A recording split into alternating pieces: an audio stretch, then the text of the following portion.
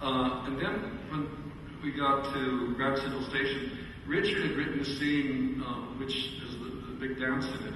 It was basically a very simple scene because Robin's begging, Jeff sits down with him, and this lady starts singing, this poor lady starts singing, and passers-by, some of them stop and listen. It's this beautiful voice, and then they move on. And somehow that was the moment that Jeff's character thought of things in a different way. But I thought that scene was a little bit more about Robin's character and his love for Lydia. And we were watching Grand Central Station at rush hour, and I was fascinated by the pace as more and more people came in, and it got faster and faster, and there's just buzz like a beehive of activity, and everybody's just rushing past each other to get on with their lives. And I thought, wouldn't it be beautiful if what they're doing is if they pass somebody, they glance over, fall in love, and start dancing. And the producer said, oh, what a great idea. And I said, no, unfortunately, that's a Gilliam film, and we're not doing a Gilliam film, we're doing a Lubrovitch film here.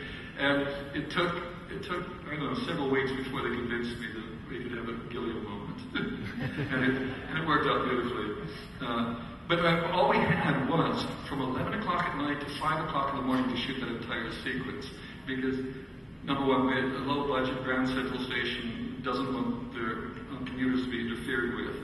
And we got there, and we had been getting these 1,000 dancers from all these dancing schools around Manhattan. So we thought they were all trained to be art of waltzing. And we got there, and suddenly we realized nobody knew how to waltz. And so all the assistant choreographers took a section of the group, you take 200, you take 200, and you go to different corners. And they were all on ladders, trying to teach people how to 1, 2, 3, 1, 2, 3, 1, 2, 3, 1, 2, 3.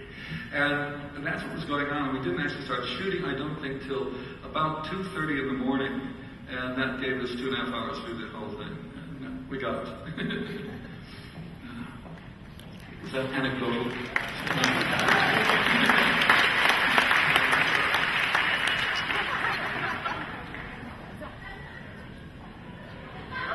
See if this works.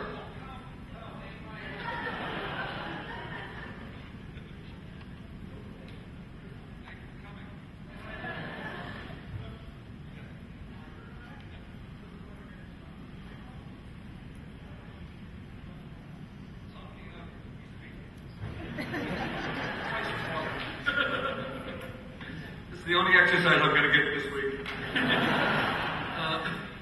Don Quixote, it's starting up again.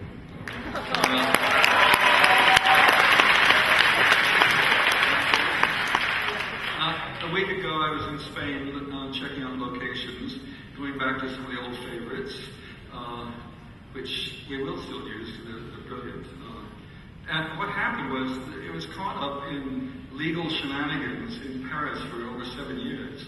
And finally, I don't know, about 9 months ago, Jeremy Thomas produced, amongst other things, Last Emperor, blah, blah, blah. He managed to get it out of the clutches of the French lawyers.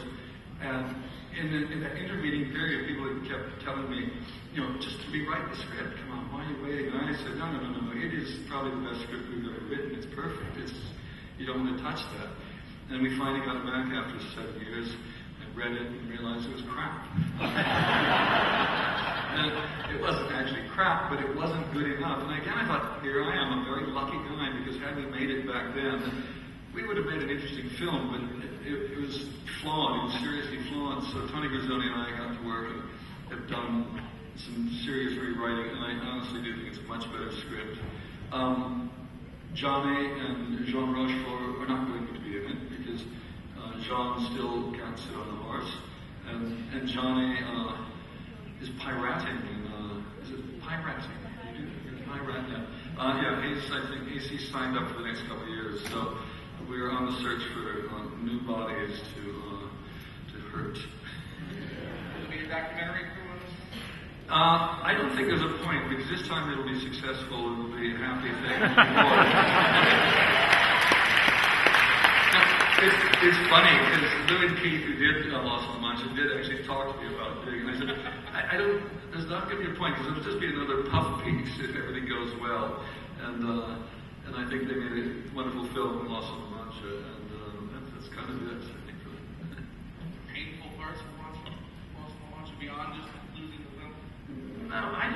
actually pleased it was done because, I mean, that's the reason I've had people on board writing books or documentaries, because my memory is terrible and I'm too lazy to keep a diary. So I bring these other people on to do the work instead. And and it wouldn't have been there if it hadn't been there. The joke was that when the film was collapsing and falling apart, all I could hear from them was that, what are we going to do? We came out here to make a film about the making of the movie, and the movie's not going to happen. I said, just shut up and keep shooting. And they ended up with a really good film at our expense. You want to take a drink before the next question? Well, I think it's going to be a rough one. I'm worried that you're hydrated. I know. Here we go. Let's go. Don't worry.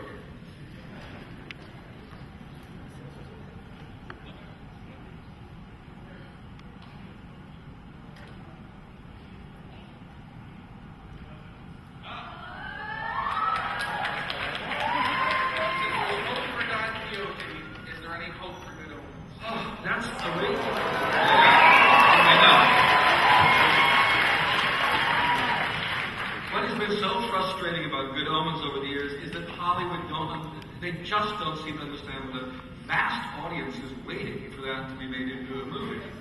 Even a bad one in my hands. And it's just been crazy. They don't seem to get it. I don't know where to go on it. The script sits there. Neil Gaiman and I are in touch all the time.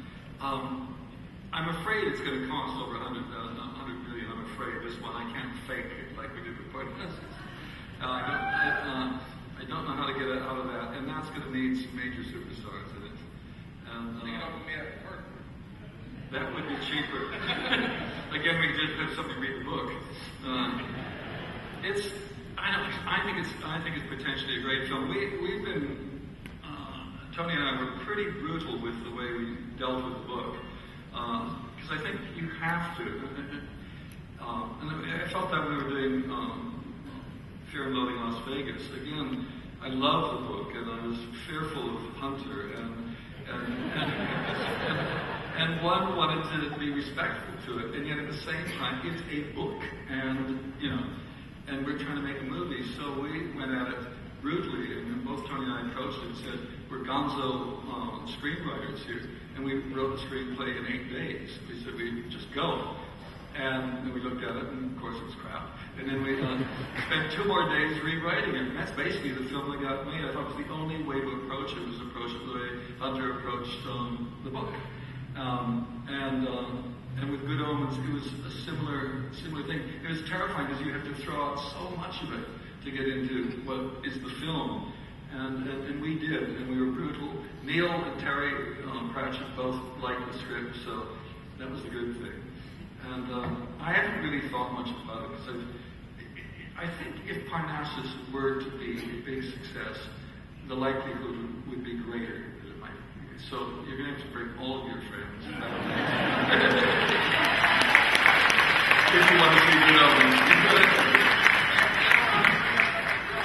Before we move on to the next question, how many people in the room right now have a phone with them that's capable of going on the net? And how many people have Twitter?